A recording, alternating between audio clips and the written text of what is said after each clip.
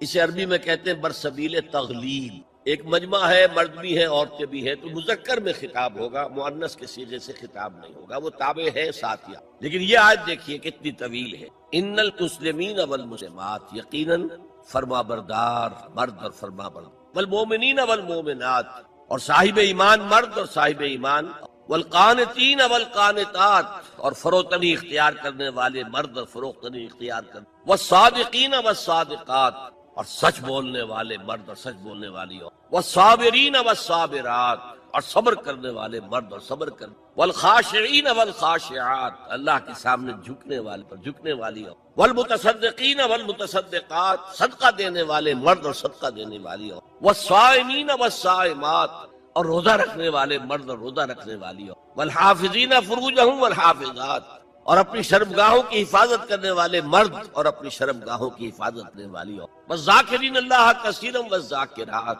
اور کثرت سے اللہ کا ذکر کرنے والے مرد اور کثرت سے اللہ کا ذکر، اعد اللہ لہم مغفرۃ واجرا عظیما، اللہ تعالیٰ نے ان سب کے لیے تیار کیا ہوا ہے، اعد اللہ لہم مغفرۃ، ایک تو مغفرت انہیں ملے گی اور اجر عظیم ملے گی۔ یہ ہے وہ تصور مساوات مردوں، کوئی اونچا نہیں۔ البتہ اب میں اگلے قدم، ابھی تک تو افراد کی بات ہو رہی، اب وہ ایک مرد اور ایک عورت شادی، یہاں آپ کو سمجھ لینا چاہیے اب وہ برابر نہیں رہے، اس لیے کہ گھر بنانا ہے، خاندان کی بنا ڈالنی، ایک ادارہ ہے، انسٹیٹیوشن آف فیملی ہے، اور کسی انسٹیٹیوشن کے دو برابر کا اختیار رکھنے والے سربراہ نہیں، آئی جی ایک ہوگا، ڈی آئی جی 4 ہو 5 ہو، کوئی فرم ہے مینیجنگ ڈائریکٹر ایک ہوگا، آپ 100 ڈائریکٹر رکھ لیں، مینیجنگ ڈائریکٹر کوئی کاروبار چلے تو گھر کا ادارہ تو برباد ہو جائے گا اگر آپ نے برابر کر دیا دونوں کے اختیارات۔ آج اس کا مزہ چکھ رہا ہے، خاندانی نظام ٹوٹ گیا، آج وہ شادی کرتے ہی نہیں، مرد شادی نہیں کرتے، کیوں کریں؟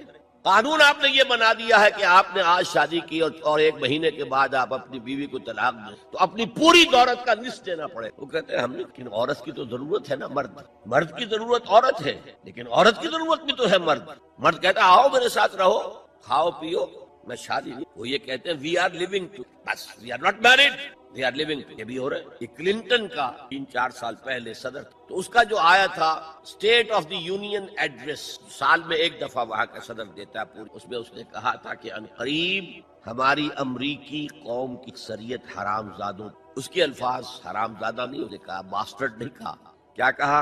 Born without any wedlock, ماں باپ کے درمیان کوئی شادی کا بندھن ہے ہی نہیں، اور بچے تو حرامی کہلاتے ہیں ہمارے، حرام زادہ کسی۔ اور یہودیوں نے حضرت مسیح کو کیوں کہا حرام زادہ؟ ان کا کہنا یہ ہے، جھوٹ ہے بکواس ہے، لیکن کہنا یہ ہے کہ حضرت مریم سلام علیہا کا رشتہ تو ہو گیا، نجار یوسف نجار ایک بڑھئی تھا، اس سے رشتہ تھا، لیکن ابھی وداعی نہیں ہوئی تھی کہ انہوں نے تعلق زن و شوق قائم کیا، حرام کام ہوا، تو ولد الزنا ہے۔ کوئی شخص رشوت پیش کر رہا ہے، حرام شے ہے، نفس کیا کہتا ہے؟ لے لو، کہتا ہے کہ نہیں؟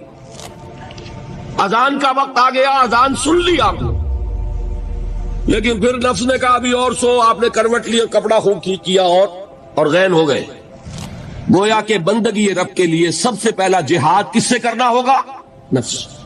معاشرہ بگڑا ہوا ہے، بگڑے ہوئے معاشرے کا ایک دباؤ ہے آپ پر، یہ بالکل ایسے جیسے ایک ہجوم ایک طرف جا رہا ہو تو ادھر جانا آسان اور مقابلے میں جانا بہت مشکل، زور لگانا پڑے گا نا۔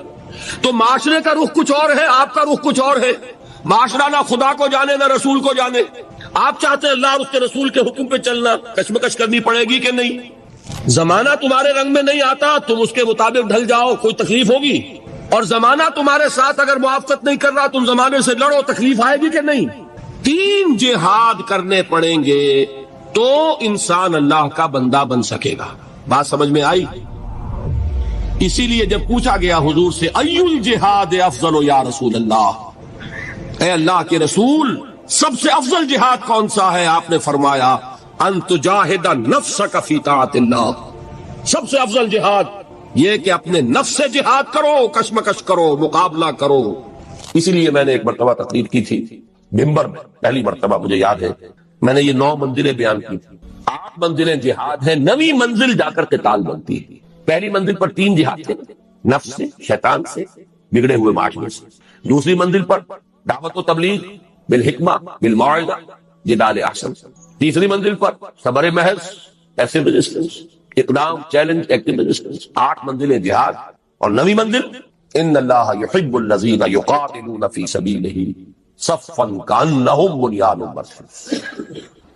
گویا جہاد کی پہلی منزل مجاہدہ مع النفس، اور آخری اور 9ویں منزل قتال فی سبیل اللہ۔ واضح رہے کہ اسی کا منفی پہلو ہجرت ہے۔ بہت اہم بحث شروع ہوئی۔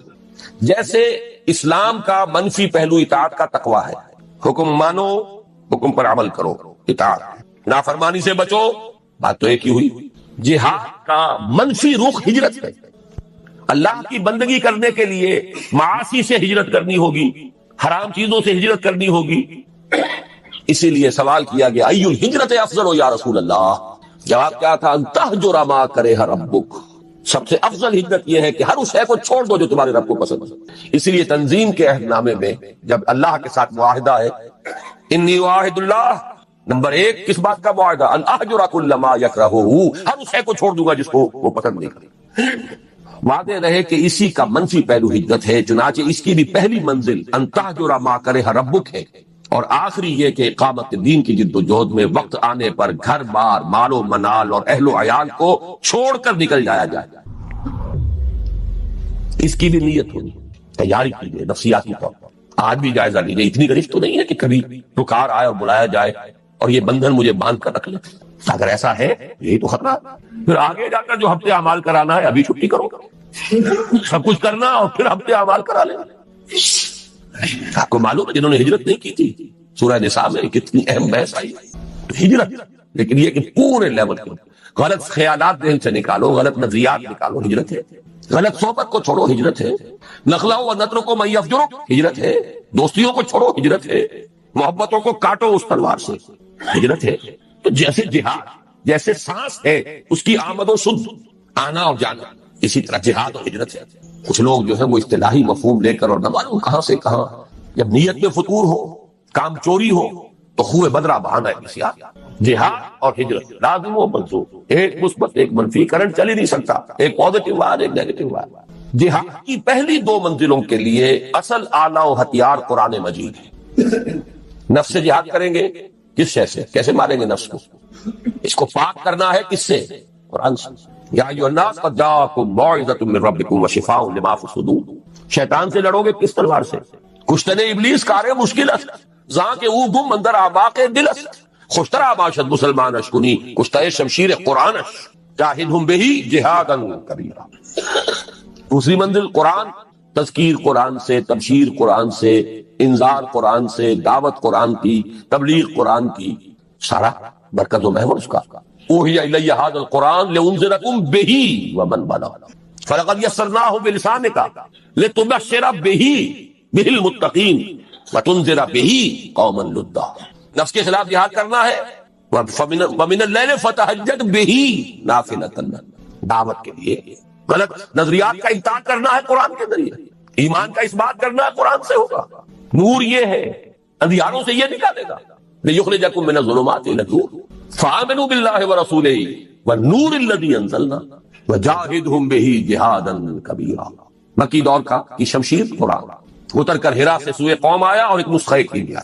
جہاد کی پہلی 2 منزلوں کے لیے اصل آلہ و ہتھیار قرآن مجید ہے، یعنی جہاد بالقرآن۔ چنانچہ مجاہدہ مع النفس کا مؤثر ترین ذریعہ ہے قرآن کے ساتھ قیام اللیل یا تہجد، اور دعوت و تبلیغ کا پورا عمل بھی قرآن حکیم ہی کی اساس پر اور اسی کے ذریعے ہونا چاہیے۔ یتلو علیہم آیاتہ ویزکیہم ویعلمہم الکتاب والحکمہ، سارا اساسی منہاج قرآن کی گھوم رہا۔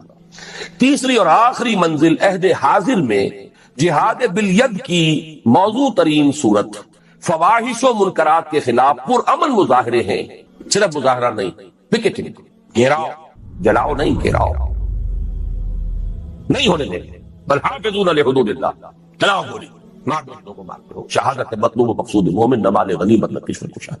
یہ میرا کل کا موضوع ہے، لیکن یہ کہ یہاں جہاد بالید کسی کو نہیں المنکر بالید کہا ہے۔ من رأى منكم منكرا فليغيره بيده فإن لم يستطع فبلسانه فإن لم يستطع فبقلبه وذلك أضعف الإيمان ومن جاهدهم بيده فهو مؤمن ومن جاهدهم بلسانه فهو مؤمن ومن جاهدهم بقلبه فهو مؤمن وليس وراء ذلك من الإيمان حبة خردل۔ لیکن نوٹ کیجئے، لیکن اس میں نوبت فقہائے کرام کی طے کردہ شرائط کے تحت قتال یعنی جہاد بھی سیف تک بھی آ سکتی ہے۔ اس کو یہ سمجھ لینا کہ یہ سرے سے اب دائرے سے خارج ہو گیا، یہ تو قادیانیوں کا خیال ہے، اور بالفعل ہمارے بہت سے علماء اسے خارج کیے بیٹھے، بڑے بڑے مفکرین خارج کیے بیٹھے۔ بعض لوگوں کو یہ مغالطہ لاحق ہو گیا ہے فاسق و فاجر حکمرانوں کے خلاف خروج نہیں ہو سکتا۔ یقیناً بعض ایسی احادیث ہے، لیکن دوسری احادیث جب ایک ہی حدیث سے آپ سارا مسئلہ نکالیں گے تو بڑی گمراہی میں آ جائے گا۔ من قال لا الہ الا اللہ دخل الجنہ، یہاں تو ایمان بالرسالت بھی ثابت نہیں ہوتا، اس نے کہا لا الہ الا اللہ جنت میں داخل ہو جائے گا، نہ پورا مورچہ لگا دیں کہ نہیں، ایمان بالرسالت لازم ہے، ایمان بالآخرت لازم ہے، ایمان بالقرآن لازم ہے، پھر اس کے عملی تقاضے لازم ہے۔ تو اس کو بھی اچھی طریقے سے سمجھ لیجئے، قتال اور فساق و فجار حکمرانوں کے خلاف طاقت کا استعمال، لیکن اس کی شرائط ہے۔ امام ابو حنیفہ جن کو میں سید الفقہاء سمجھتا ہوں، انہوں نے اس کے لیے واضح طور پر کہا کہ نہیں عن المنکر، اگر زبان سے مؤثر نہیں ہو رہا تو فبالسیف، تلوار، لیکن اس کے لیے طاقت اتنی بہم پہنچ چکی ہے، یہ نہیں کہ 4 آدمی اکٹھے کیے 4 کو مروا دیا، پھر آگے چلے، پھر 10 اور اکٹھے کیے 10 کو مروا دیا، یہ نہیں، ہنگامہ کیا، جماعت بنائیے، قوت جمع کیجئے، تربیت دیجئے، منظم کیجئے، محتسب تعداد اتنی کہ جو بھی آپ کے اندازے ہیں اس کے اعتبار سے، ویسے کوئی شے کہیں سے آ جائے بورڈ فرام دی بلو وہ بات دوسری ہے، لیکن ہر اندازے میں آپ یہ تقریباً یہ یقین رکھیں کہ اب اتنی طاقت ہے کہ ہم بدل دیں گے اس میں نظام، کامیابی ہو جائے تب جا کر اس کا نہیں۔ ٹیررزم جو ہے جو چل رہا ہے آج کل، ادھر حقیقت جہاد اور قتال کو بدنام کرنے والی چیز ہے، لیکن یہ کہ اس کو خارج کر دینا اس کی غلط۔ اس میں نوبت فقہائے کرام کی طے کردہ شرائط کے تحت قتال یعنی جہاد بھی سیف تک بھی آ سکتی ہے۔ یہ ہے جہاد کی بحث۔ پہلا جو لازمی تقاضا ہے ان 3 فرائض کے لیے وہ ہے جہاد۔ دوسرا لزوم اجتماعیت، اجتماعیت کا لزوم، اس میں بھی درجے ہوں گے، کسی جگہ یہ مستحب ہوگا، کسی جگہ یہ مفید کہہ لیجئے، ممد کہہ لیجئے، کسی جگہ لازم ہوگا، ہر وقت ہر حال میں لازم نہیں۔ فریضہ اول کے ضمن میں صرف صحبت صالح، کونوا مع الصادقین، اللہ کا بندہ بننا ہے، آپ کو نفس سے جہاد کرنا ہے، شیطان سے کرنا ہے، معاشرے سے کرنا ہے، تو ایسے لوگوں کی معیت تلاش کریں، ایسوں کا قرب، ایسوں کی صحبت، جو یہی کام کر رہے ہوں، یہی کرنا چاہتے ہوں، اس سے تقویت پہنچے گی آپ۔ مرید کسے کہتے ہیں؟ ارادہ کرنے والا، آپ نے ارادہ کیا ہے اور بھی ہے، اس نے بھی ارادہ کر لیا ہے، یہ مرید جمع، اس سے یقیناً تقویت حاصل ہوگی۔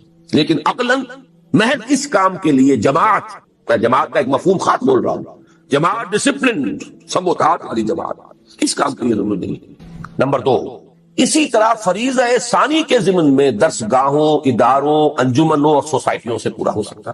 دین کی دعوت و تبلیغ ہے، ڈھیلا ڈھالا نظم ادارہ ہے، اشاعت قرآن کا ادارہ، پبلشنگ ہاؤس ہے، آڈیو ویڈیوز کا کوئی سلسلہ ہے، جرائد ہے، رسائل ہیں، انجمنیں ہیں، دارالعلوم ہے، یہ سب اس کا ذریعہ ہے، یہ جماعتیں نہیں ہیں۔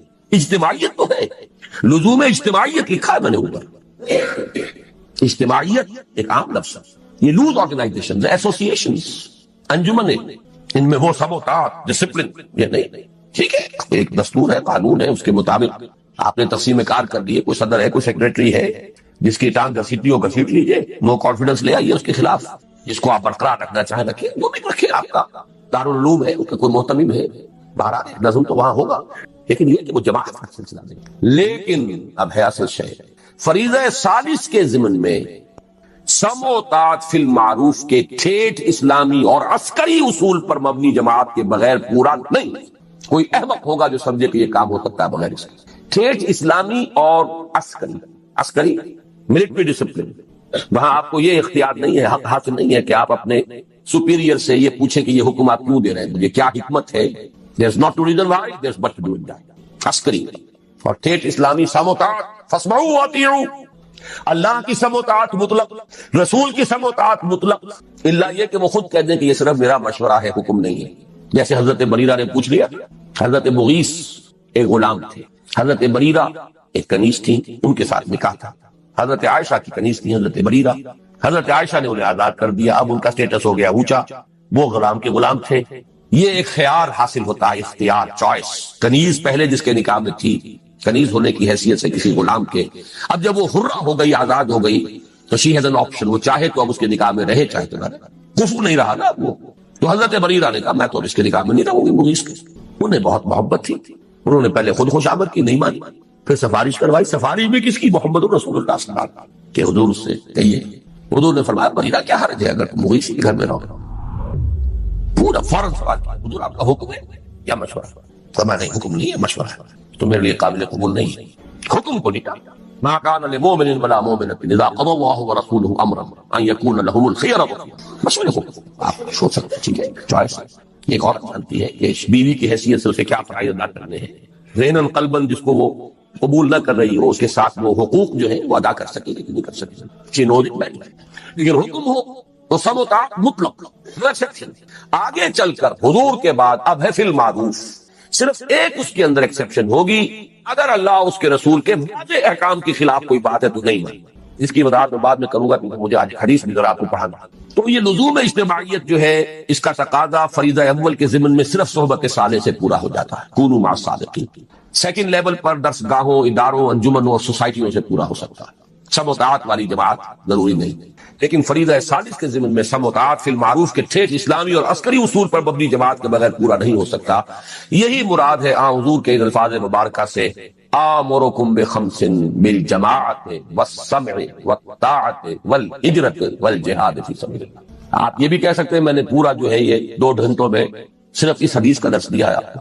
جہاد اور ہجرت جڑے ہوئے بریکٹڈ، سم و طاعت جڑے ہوئے بریکٹڈ، جماعت پلس بریکٹ شروع، سم جمع طاعت بریکٹ بند، جمع بریکٹ شروع، بلکہ ضرب، یہاں جمع نہیں ضرب، بریکٹ شروع جہاد پلس ہجرت بریکٹ بند۔ اس حدیث کو یوں ذہن میں رکھیے، جماعت کون سی؟ سم و طاعت والی، یہ لازم و ملزوم ہے، بریکٹ ہے، سنو اور مان۔ یہ کس لیے ہے؟ ضرب دینا ہے اس کو، وہ ہے ہجرت و جہاد۔ آمرکم بخمس بالجماعت والسمع والطاعت والہجرت والجہاد فی سبیل اللہ۔ تیسرا لزوم بیعت، تو نماز کے لیے پاک، وضو کے لیے پاک پانی۔ بیعت جو ہے ایک تو ہے بیع، وہ تو اللہ سے ہوئی، جان و مال اس کے حوالے، جنت حق کے امیدوار ہے۔ ایک ہے بیعت کسی انسان کے ہاتھ پر، وہ انسان رسول بھی تھے تو انسان تھے، ان کے ساتھ بیعت سم و طاعت مطلقاً۔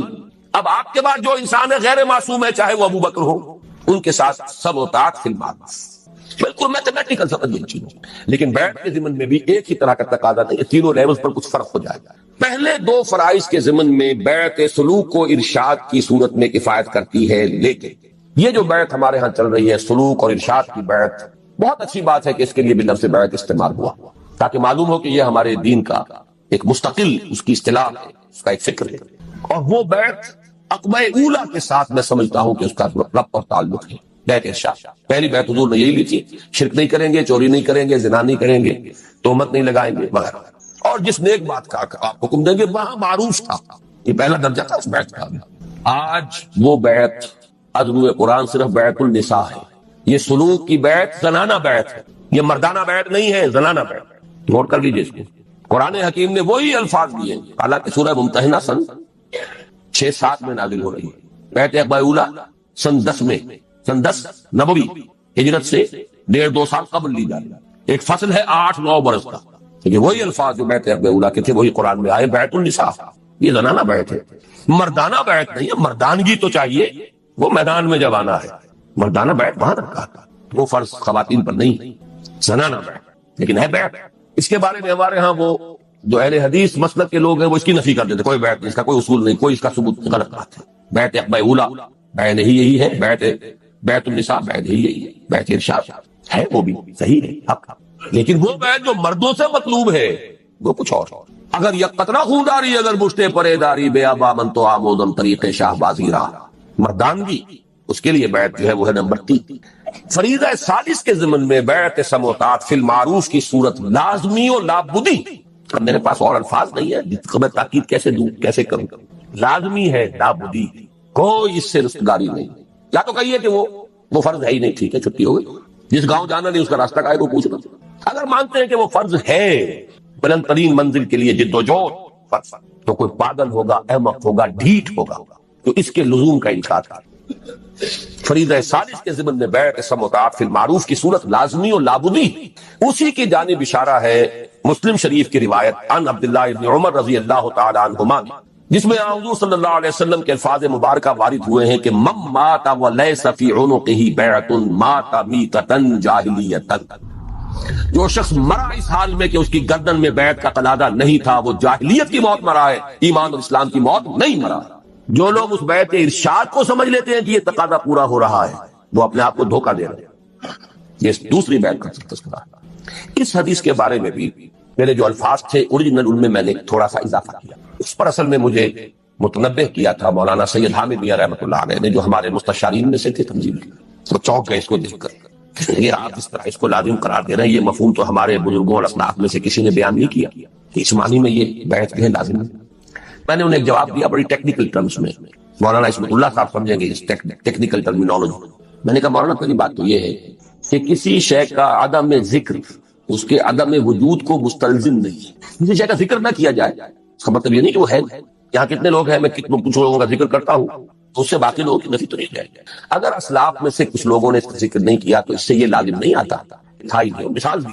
اور میں بہت ہی اللہ کا شکر ادا کرتا ہوں کہ میرے علم میں وہ مثال آ گئی تھی کہ میرے استاد بھی تھے مولانا منتخب الحق قادری، انہوں نے بتایا کہ ان کے جو استاد تھے مولانا معین الدین اجمیری رحمۃ اللہ علیہ، ان کی جو لائبریری تھی اس کی ایک الماری ایسی تھی جس کی وہ چابی کسی کو نہیں دیتے تھے کبھی کبھی، اس کی کتابیں جھاڑنی ہوتی تھی تو خود ایک مرتبہ کہیں طبیعت ناساز تھی، اور یہ ان کے بہت چہیتے شاگرد تھے مجھے، اور وہ رہتے تھے قبرستان میں وہ جگہ بنائی بھی تھی وہاں رہتے تھے۔ یہ بھی وہ کہتے تھے ہمارے سمجھ میں نہیں آتا تھا، ان کے بعد اچھے بھلے گھر موجود ہیں اجمیر شہر کے اندر، وہاں کیوں نہیں رہتے؟ اور پھر یہ کہ وہاں پہ کچھ لوگ آتے رہتے تھے، ولایتی کہتے تھے، پٹھان اس وقت جو افغان پٹھان ولایتی آتے رہتے تھے۔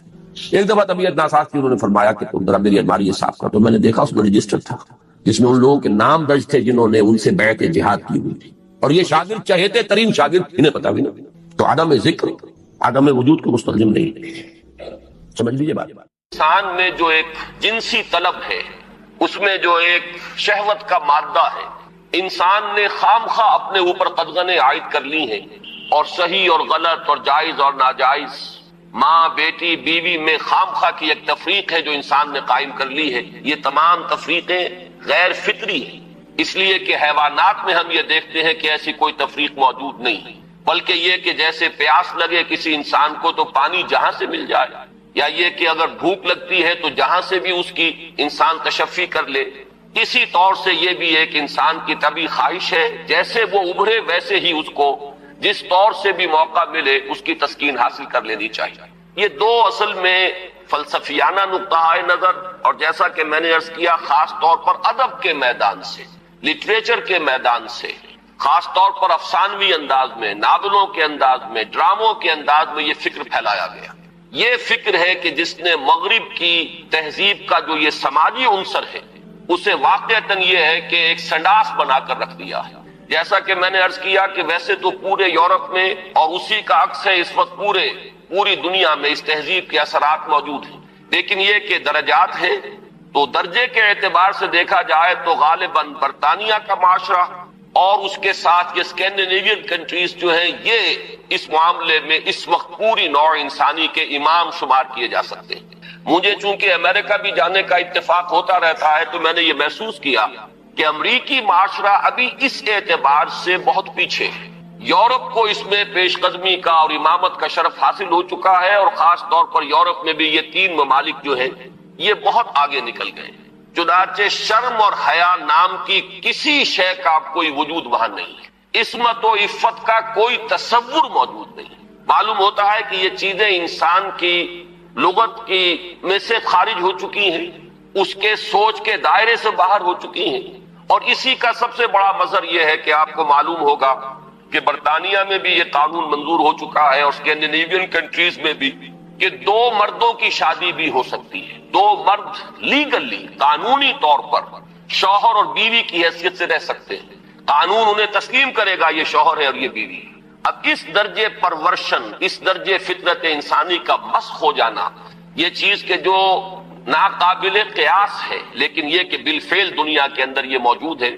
اور پچھلے دنوں جب مجھے اتفاق ہوا جانے کا سویڈن، تو وہاں معلوم ہوا کہ ایک پاکستانی بھی ہے، ایک سرحد کے رہنے والے صاحب جنہوں نے کہ ایک لڑکے سے وہاں شادی کی ہوئی ہے اور قانونی اعتبار سے وہ میاں اور بیوی کی حیثیت سے وہاں مسلم طور پر زندگی گزار رہے ہیں۔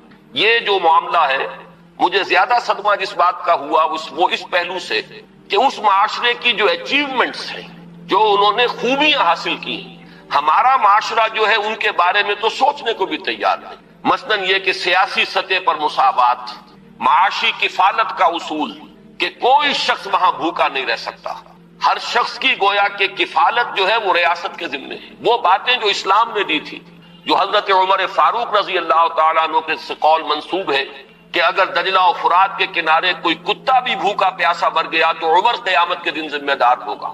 یہ نقشہ واقعہ ہے، تسلیم کرنا پڑتا ہے کہ ان لوگوں نے اس چیز کو آج کی دنیا میں بالفعل حاصل کر کے دکھایا ہے۔ سماجی مساوات کا یہ عالم کہ اگر کوئی فائنینس منسٹر، اسے بھی اگر اپنا چیک کیش کرانا ہے تو وہ بھی بینک میں اسی طرح لائن میں لگتا ہے جیسے کوئی عام شہری لگتا ہے۔ یہ سماجی مساوات کہ غریب سے غریب آدمی بھی وہاں پر جو بھی ہے، چاہے وہ ویلفیئر پر زندگی گزار رہا ہو، وہ خود معذور ہو چکا ہو اور صرف اسے حکومت کی طرف سے جو ہے سہولتیں حاصل ہو، لیکن اس کا بچہ بھی اگر بیمار ہوگا تو اسے وہی علاج میسر آئے گا جو وہاں کسی کروڑ پتی کے بچے کو علاج میسر آئے گا، اور اس کے بچے کو بھی وہی تعلیم ملے گی جو کسی منسٹر کے بچے کو تعلیم حاصل ہو سکے۔ یہ چیزیں جو ان کے ہاں اچھی ہیں فی الواقع، جو اصلاً تو ہماری تھی، لیکن یہ ہے کہ اس وقت اگر ہمیں وہاں پر یہ چیزیں نظر آتی ہیں تو مجھے تو وہی احساس ہوا تھا کہ کتابیں اپنے آبا کی یہ موتی علم و حکمت کے جو دیکھیں ان کو یورپ میں تو دل ہوتا ہے سی پارا، چیزیں ہماری تھیں لیکن یہ انہوں نے کر کے دکھائی۔ بدقسمتی ہماری یہ ہے کہ ان چیزوں کے بارے میں تو ابھی ہمارے ہاں کوئی سوچ نہیں، ادھر پیش قدمی کا کوئی امکان نہیں۔ ہم سینکڑوں کوس دور ہیں اس سے کہ اس قسم کے کوئی ہم معاشرتی ارتقاء جو ہے اس کے بارے میں سوچ بھی سکیں، لیکن جو ان کی گندگی ہے جس نے کہ ان کو تباہ کر کے رکھ دیا ہے، خاندانی نظام ٹوٹ پھوٹ کر رہ گیا ہے۔ جیسا کہ میں نے عرض کیا کہ شرم اور حیا جو ہے وہ ان کے لغت سے خارج ہو چکے ہیں، عصمت و عفت کے الفاظ بے معنی ہو چکے ہیں۔ یہ وہ گندگیاں ہیں کہ جن کو اپنے اس معاشرے کے اندر لانے کے لیے ہمارے ہاں ایک طبقہ ہے کہ جو پورے طور پر فعال ہے، اگرچہ عددی اعتبار سے اس کی کوئی حیثیت نہیں، وہ ایک بہت ہی حقیر اقلیت ہے، لیکن معنوی حیثیت ہے۔ اخبارات میں ان کے مضامین چھپتے ہیں، وہ دانشور شمار ہوتے ہیں، سرکاری حلقے جو ہے وہ ان کو سپورٹ کرتے ہیں، ذرائع ابلاغ جو ہے ان تک ان کی رسائی ہے، لہذا اس معاشرے میں تیزی کے ساتھ یہ چیزیں جو ہیں وہ سرایت کرتی چلی جا رہی ہیں۔ بہرحال اس تمہید کے بعد اصلاً مجھے جس موضوع پر گفتگو کرنی ہے میں اس کی طرف آ رہا ہوں۔ میں جہاں تک پردہ اور زنا کے استیصال کے لیے جو دوسری تدابیر اسلام نے اختیار کی ہیں، جہاں تک اس کا تعلق ہے اس پر انشاءاللہ علیحدہ کسی موقع پر تقریر کروں گا۔ آج کے لیے میں نے طے کیا ہے کہ صرف اس مسئلے کو اچھی طرح ہم تھریش کریں، دیکھیں کہ واقعتاً نظریہ مساوات مرد و زن اس میں کوئی حصہ درست ہے یا نہیں ہے، تو کون سا ہے۔ ہمارے سامنے کسوٹی اور معیار جو ہے وہ اللہ کی کتاب ہے، اس کے رسول صلی اللہ علیہ وسلم کی سنت ہے۔ ہمیں ان دونوں چیزوں کے حوالے سے دیکھنا ہے کہ اس نظریے میں صداقت کا ایلیمنٹ کتنا ہے اور دھوکہ اور فریب کا حصہ کتنا ہے۔ میں سب سے پہلے تو یہ عرض کروں گا کہ اسلام بھی دو سطحوں پر عورتوں اور مردوں کے درمیان کامل مساوات کا قائل ہے، لیکن ایک تیسری سطح وہ ہے کہ جس پر وہ ایک فرق کرتا ہے، درجہ بندی کرتا ہے۔ ان دونوں کو علیحدہ علیحدہ سمجھ لینا چاہیے۔ پہلی سطح جس پر کہ اسلام عورت اور مرد کے درمیان کامل مساوات کا قائل ہے وہ شرف انسانیت ہے۔ مرد بھی انسان ہے، عورت بھی انسان ہے۔ جو شرف انسانیت ہے اس میں مرد اور عورت برابر کے شریک ہیں۔ اگر کسی کے ذہن میں یہ تصور ہے کہ عورت کا وجود ایک گھٹیا وجود ہے، عورت ایک کمتر وجود کی حامل ہے، تو یہ خالص غیر قرآنی اور غیر اسلامی نقطہ نظر ہے۔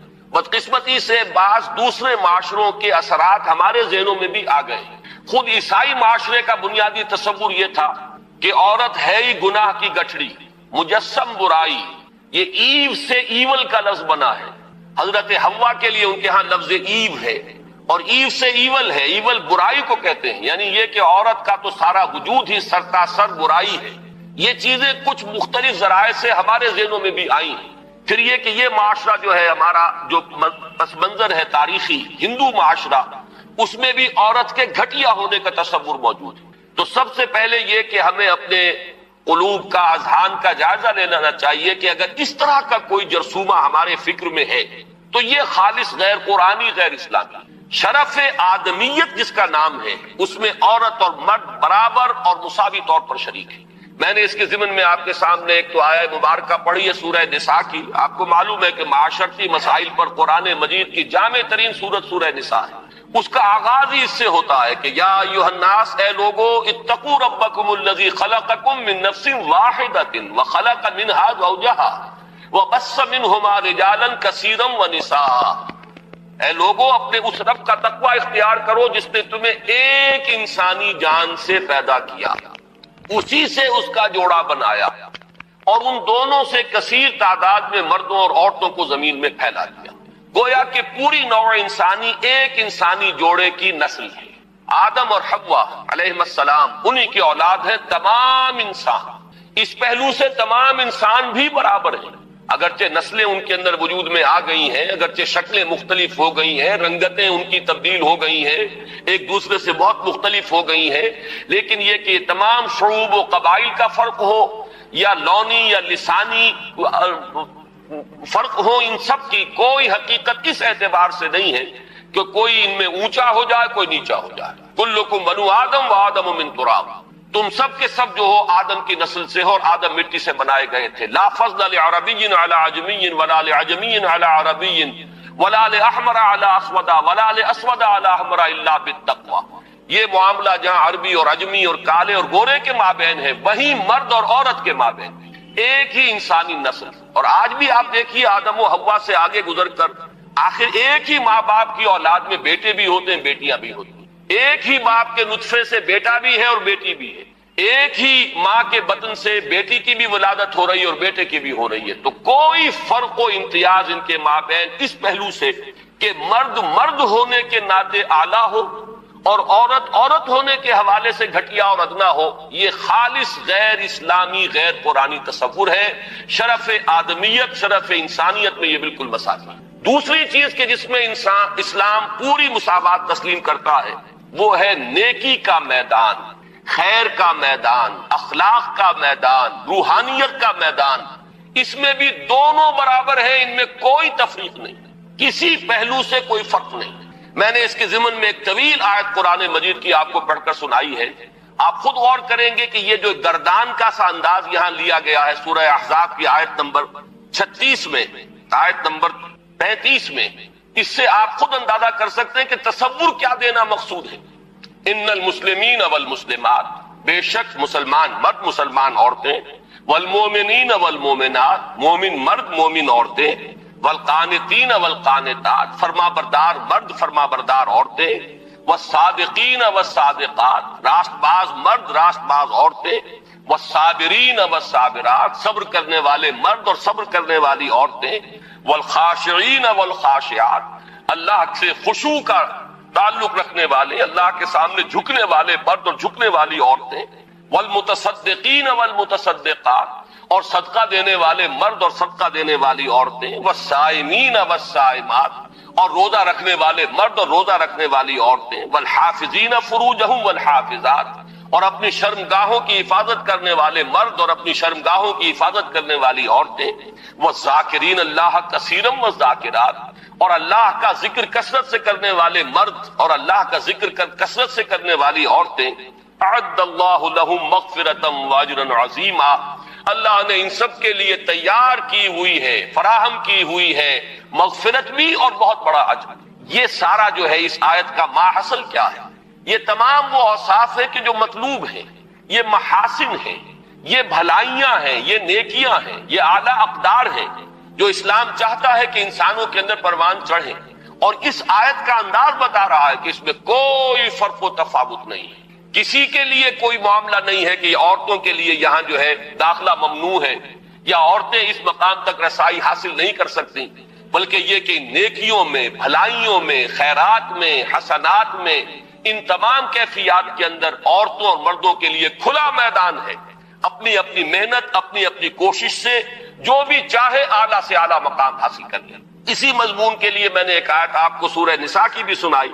للرجال نصیب مما اکتسبوا وللنساء نصیب مما اکتسبوا، مردوں کے لیے حصہ ہے ان میں سے جو انہوں نے کمایا، اور کمائی سے یہاں مراد ہے اعمال کی کمائی. کسب کا لفظ قرآن مجید میں شاذ کہیں آیا ہے معاشی کمائی کے لیے، آیا ضرور ہے لیکن بہت شاذ. اصل میں یہ لفظ جہاں بھی آتا ہے وہ اصل کمائی جو ہے انسان کی اس دنیا میں وہ نیکی یا بدی ہے.